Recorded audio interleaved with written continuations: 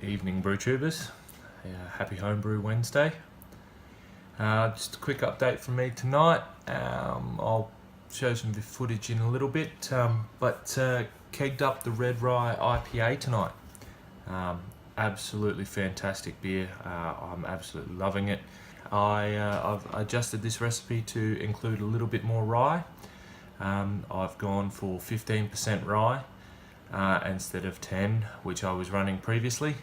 But we'll get into that in a minute. Let me first pour myself a beer. Tonight I have the Shape Shifter. Is a brand new brewery here in Adelaide. They're actually having their opening party tonight, and I was fortunate enough to go down to the Bottle-O and pick me up a couple. I got the Pale Ale, which is a single hop series of Idaho 7, and then I got their Hazy IPA, which I will open in a little bit. But first, let me see what I think of this one. Ooh.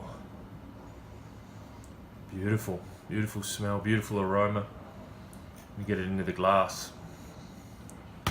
Label out, label out. I've been watching, I've been learning.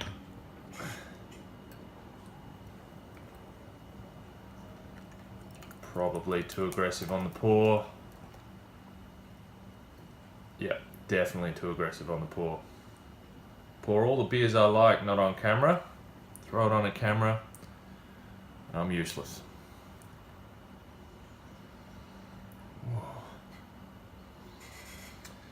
So this is part of a single hop series I believe they're doing, and it's a very, very simple malt bill as well. American ale, a medium crystal. Hops are all over my nose now. Hops are Idaho 7, and that's it. Done with USO 5. It's beautiful. Tropical fruit. Bit of citrus. Amazing. Amazing on the nose. Let's see on the taste.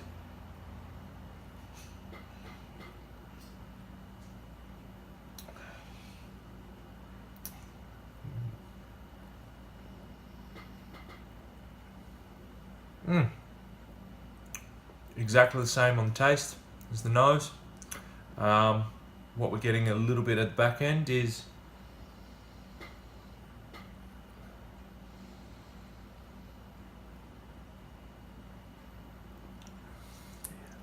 a bit of pine, a bit of that piney resinous taste and flavour to it. On the taste, I'm also picking up apricot, orange, maybe a little bit of orange. Let me read what it says. Laced with notes of tropical fruits and citrus. Got that on the nose. Balanced with piney bitterness. So there's the pine, there's that dankness I was talking about. Apricot and orange. Papaya and even hints of black tea.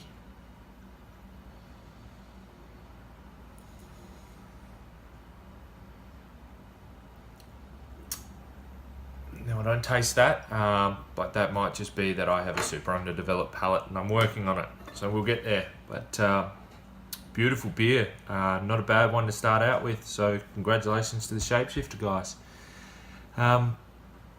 So what's new? It's been a couple of weeks. I promised better content.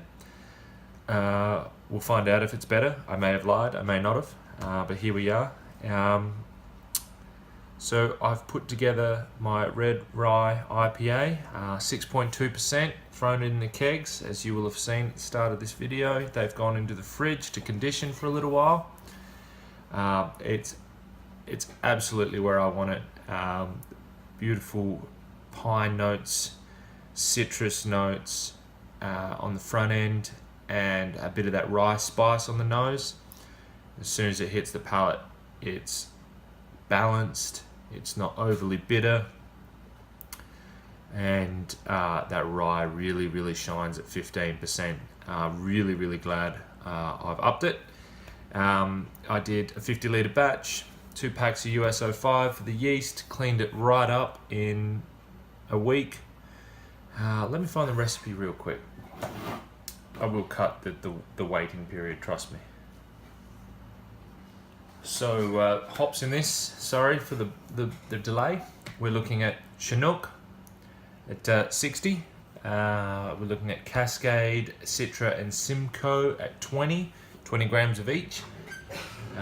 25 grams of Cascade, Citra and Simcoe at 10. And then Cascade, Citra and Simcoe again for the dry hop with 3 days to go. Attenuated out perfectly. Started off at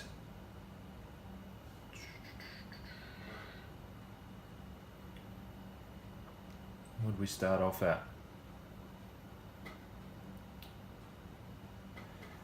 Measured original gravity was 1061 and final was 1014. Finished off at 6.2%, 50 IBUs, and it is absolutely delicious.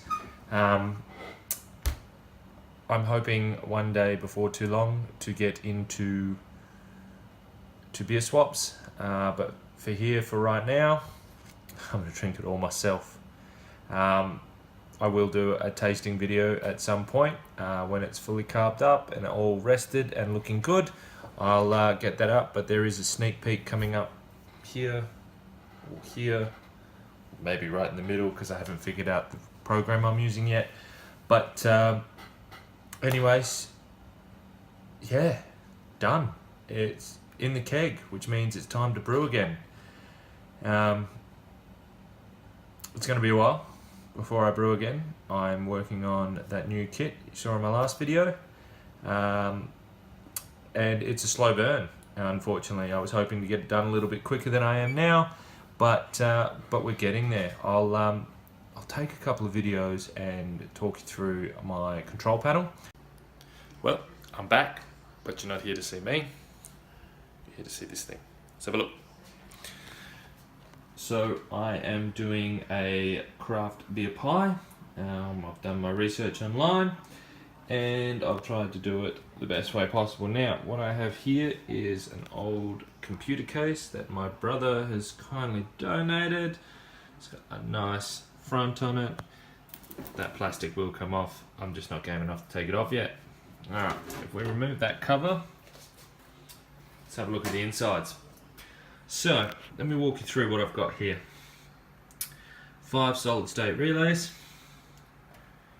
1, 2, 3. This is for 1 element and 2 pumps. These 2 here are for 2 elements. So I'm running 2 20-watt elements. I'm not in a position to change my shed, or my mother-in-law's shed, let's be honest, to apply for more power, so I'll be running an extension cord from the house, which is on a separate circuit.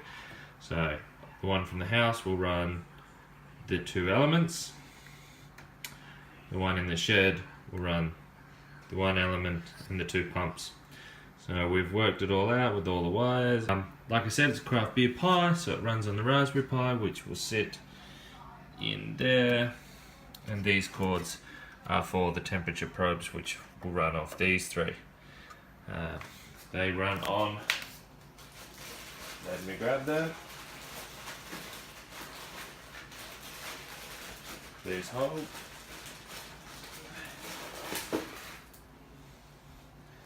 They run on these 3 core cables, the DS1820B something I can't remember. They're waterproof and can handle the temperature. So there will be a few. There'll be 1 for the boil kettle, 1 for the counterflow chiller, 1 for the mash recirc, 1 for the hot liquor tank, and there'll be 1 to maintain the temperature in here.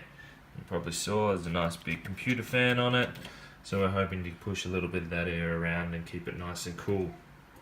But that's it. That's where we're at right now. I'll send you more pictures and show you more video of it when we're done with it. Anyways, that's my control panel. Obviously you figured out by my videos that I don't follow the 5 Ps, which are poor preparation leads to piss poor performance, so there's a lot of me running around trying to grab things to put in front of the video. It's a work in progress, but we'll get there.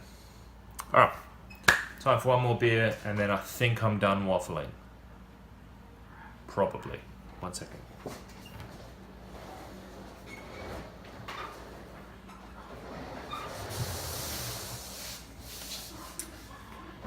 Here's the other Shapeshifter beer, the Hazy IPA. Like I said, double dry, hopped. Apricot, grapefruit, pineapple and mango. Adding hops during active fermentation, which we all call biotransformation. And then a second time when it's complete. Rolled oats and wheat make up a part of the grain bill. So ale malt, American ale malt, rolled oats and wheat. Hops in this Citra, Galaxy, Mosaic and Eldorado. So lots of juicy fruity hops. And yeast is Giga Yeast 054. And this was canned on the 16th of January. So probably almost a month old. Would have loved to have it when it was fresh. Didn't get it because they didn't have it. Alright, yep. Label out. Label out. Try and do a nicer pour.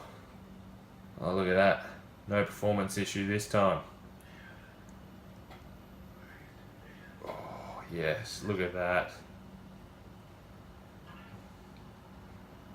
Beautiful. Now my lighting's shit because I haven't even looked into that yet. I wasn't even sure I was going to do videos. Here we are. I'll try and hold it up to the light.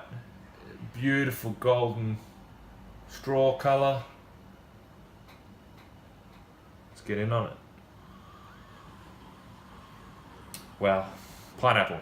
It's all pineapple for me. There is mango, yes, and grapefruit, but that is mainly pineapple. I'm not one to beat around the bush, often. So I'm going to jump in.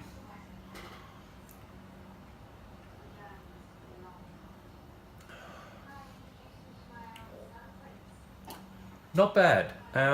Probably a little bit bitter for a New England IPA, but they haven't called New England IPA. They've called it a Hazy IPA. So the bitterness may just meant to be there.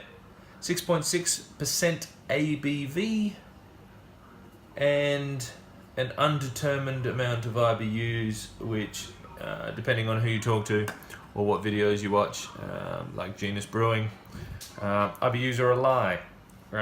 But this one is definitely more bitter than I was expecting. It's all on the nose and less on the taste.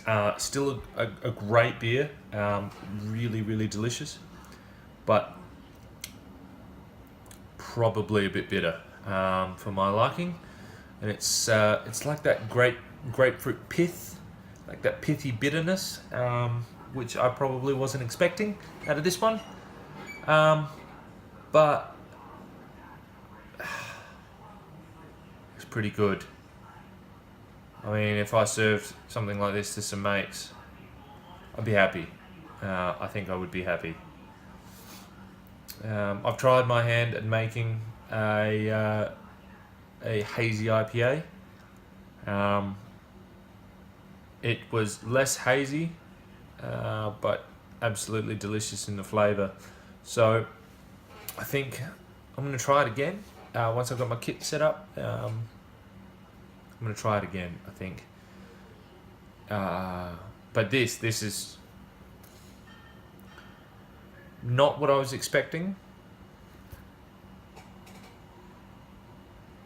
On the taste, at least, the nose is exactly what it was supposed to be. It's everything you would want it to be. The taste is lacking. Anyway, thanks for listening to me waffle. I do it a lot. My poor wife listens to me a lot. And she just laughed at me. Anyway, I appreciate your time, and I'm going to finish this. I'm going to edit the video. I'm going to load it because it is Wednesday, and if I get late, well, it's too early to be pushing the boundaries of a homebrew Wednesday. So, cheers, enjoy, and I'll speak to you next time.